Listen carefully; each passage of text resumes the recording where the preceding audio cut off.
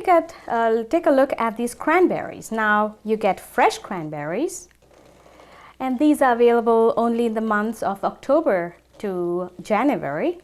The reason is the peak season, the harvest season is in November. So you don't get fresh cranberries year round, but then you do get dried cranberries, and these are more or less like raisins. And I liberally substitute cranberries, dried cranberries, for raisins in my recipe. And then, of course, you do get canned cranberries, the sauce in this can, but frankly, I really don't care for the sauce. And I prefer the dried and the fresh. But also, I like to use the cranberry juice. Now, cranberry juice is something which is used extensively here. In fact, 70% of the cranberry harvest is converted into juice. Today, I'm going to start off with a relish which needs all these three varieties of cranberries. So fresh, dried, and the juice. So you've got a real punch of cranberries. And of course, I add lots of spices to it. So let's start cooking.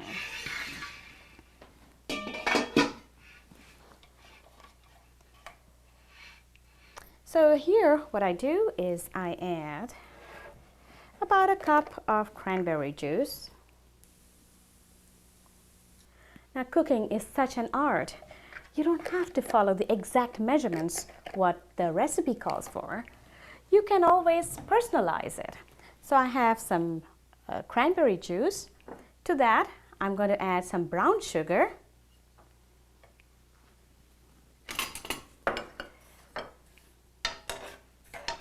And as this is cooking, let it boil for a second. The spice that I like to add in this is cinnamon sticks. Just add a couple of cinnamon sticks and let it boil for a minute. Then to that, you add some dried cranberries.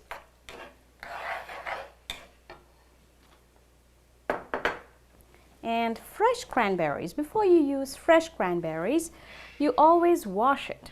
So in a bowl, add water. And what happens is the dirt floats to the surface, and the rotten ones, you can throw them away. The real ripe ones, the real good cranberries, bounce. And in fact, the test for a good cranberry is it should bounce. There's another name for cranberries called as bounce berries.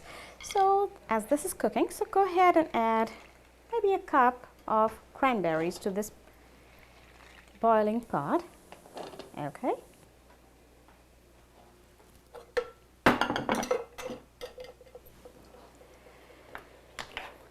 Now, even though the cranberry is tart, I like to add oranges to this. So you take oranges and just cut it and remove the seeds.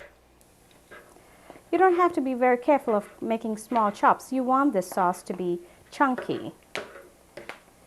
You can hear the cranberries popping. Okay, that is orange. And we can add one more orange.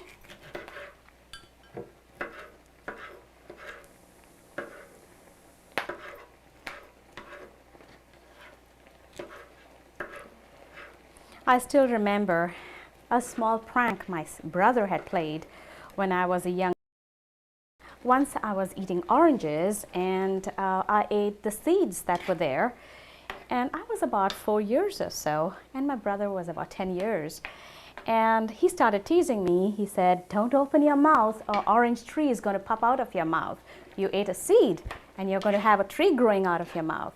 And I was really panicking for a day. I wouldn't talk for a day. And my mom wondered, what's wrong with me? Normally I love to talk, and why was I not talking? And then, of course, my brother got into a lot of trouble for teasing me that way. Anyway, so that's what brothers are for, right?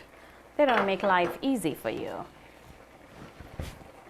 Okay, we clean this.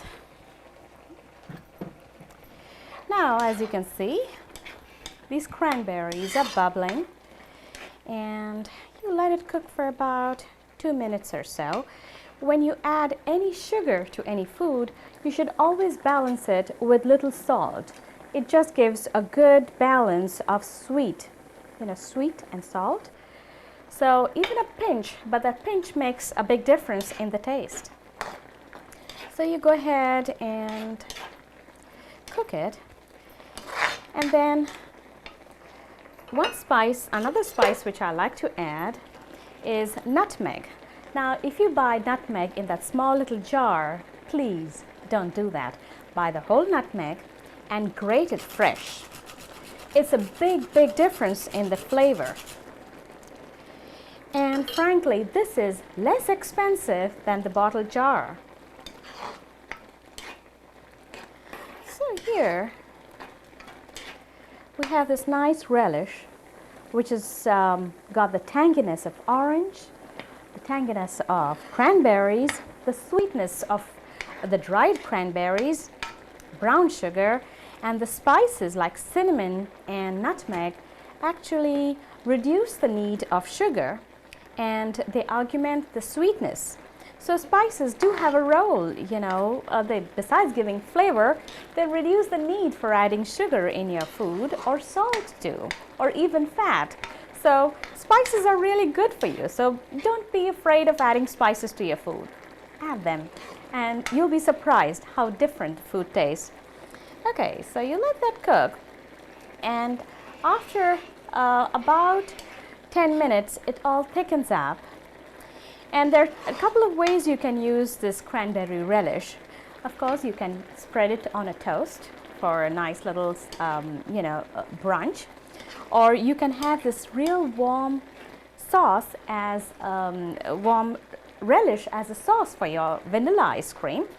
But let me share with you the way I like to enjoy it. I typically like to have it with a little toast. And I like a little relish, little garnish. Food always tastes good when it looks good.